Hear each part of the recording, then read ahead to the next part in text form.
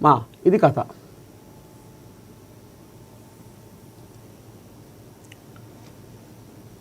వందే మాతరం అన్ని తరాలకు స్ఫూర్తి మంత్రం. జాతీయ గీతం దేశ ఆత్మవిశ్వాసాన్ని పెంచుతుంది.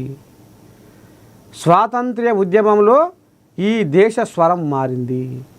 వందే మాతరం 150 ఏళ్ల ఉత్సవాలను ప్రారంభించిన ప్రధాని. స్మారక నాణ్యం పోస్టల్ స్టాంపును ఆవిష్కరించిన మోదీ. ఇక ఒకప్పుడు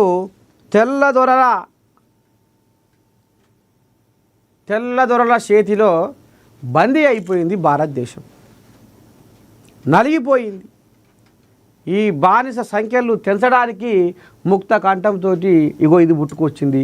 వందే మాతరం అనే ఈ పదం, ఈ గీతం అందరినీ ఏకం చేసి తెల్లదొరల భరతం పట్టించే వరకు నిద్రపోకుండా ఈ గీతం ఆయన పుట్టుకొచ్చింది. 150 ఏళ్ళు వందే మాతరం గీతం పుట్టి 150 ఏళ్ళు. ఇప్పుడు ఈ పండుగను కొండంత పండుగగా దేశం వెలుపున దవాఖాన్లల్లా, చదువు బళ్ళల్లా, పోలీస్ స్టేషన్లల్లా, అన్ని డిపార్ట్మెంట్లల్లా, రెవెన్యూ కానీ ఇంకేదైనా సర్కారు ప్రతి డిపార్ట్మెంట్లలో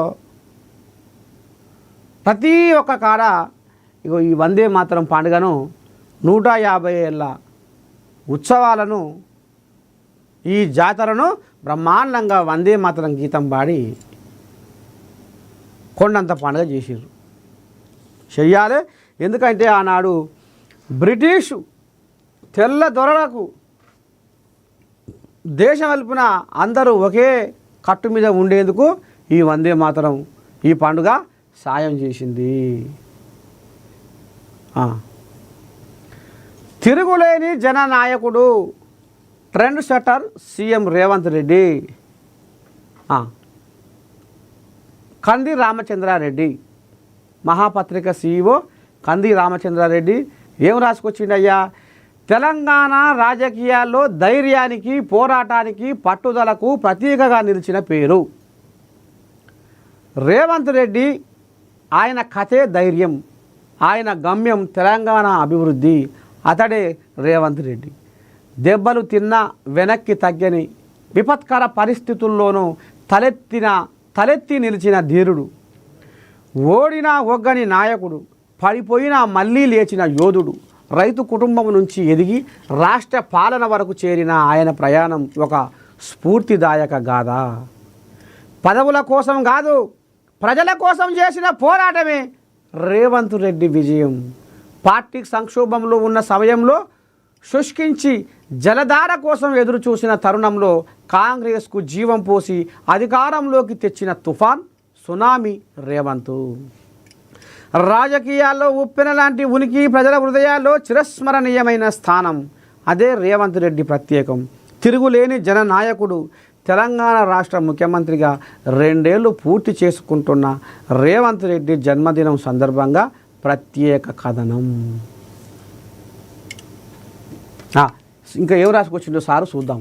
4వ పేజీలో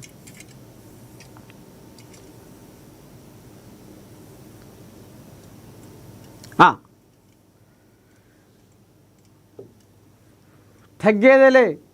ఆయన బెదిరింపులకు లొంగలేదు. కేసులకు అదరలేదు. వేధింపులు పట్టించుకోలేదు.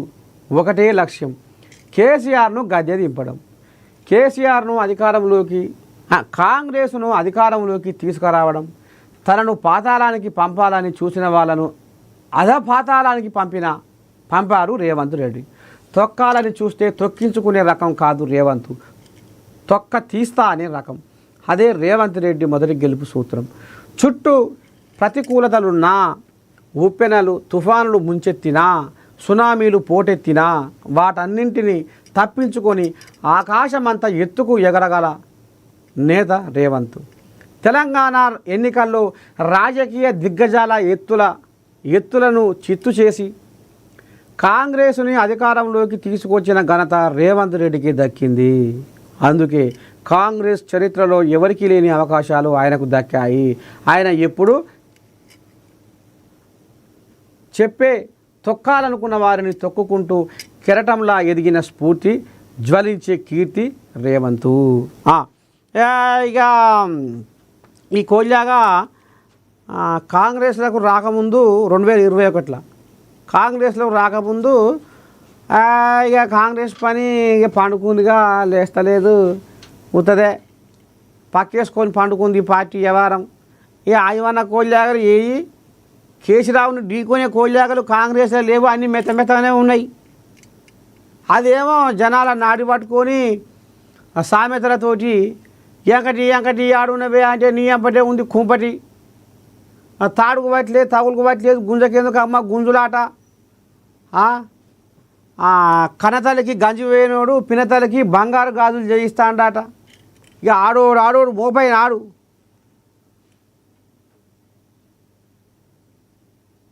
గేదె ఉండగా దూడ ఉండగా గుంజకు వచ్చరా గురక బాతం రోగం అన్నట్టు ఇక గిసవంటి సామెతలతోటి ఆ కోల్లాగా జనాలను తన గుప్పిట్లో పెట్టుకుంది.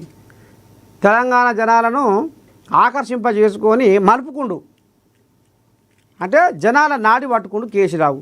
ఇక కేసీరావును ఢీకొచ్చే మొగోడు ఈ పాడైపోను లేకపోయానేమరా.